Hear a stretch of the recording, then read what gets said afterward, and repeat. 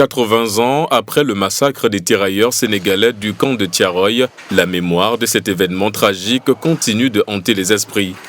C'est dans ce cadre que le comité scientifique, composé d'archivistes, de documentalistes et d'historiens, a tenu un point de presse pour annoncer les activités de commémoration de ce drame. Ils ont tenu à souligner sa dimension politique et mémorielle tout en appelant le Sénégal à réécrire son histoire.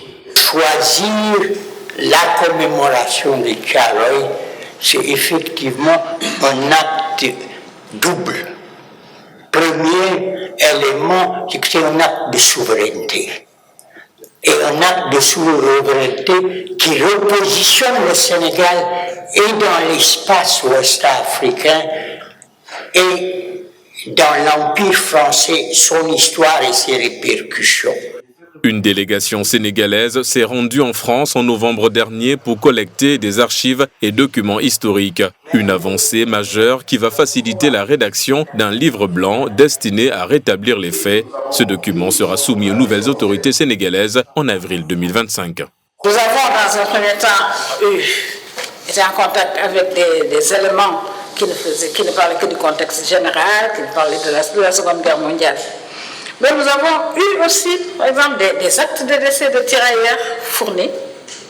En explorant les registres de décès de Dakar de 1945, nous avons relevé beaucoup d'actes de décès de tirailleurs. Selon les membres du comité d'organisation, la France a longtemps dissimulé les faits en minimisant le massacre. La déclaration récente du président Macron, bien qu'importante, est jugée tardive et sans grande portée historique.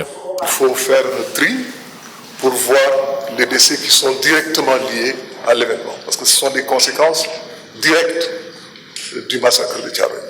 Les commémorations du 80e anniversaire du massacre des tirailleurs sénégalais de Thiaroye se poursuivent jusqu'au 4 décembre, avec des cérémonies officielles prévues pour marquer cet hommage.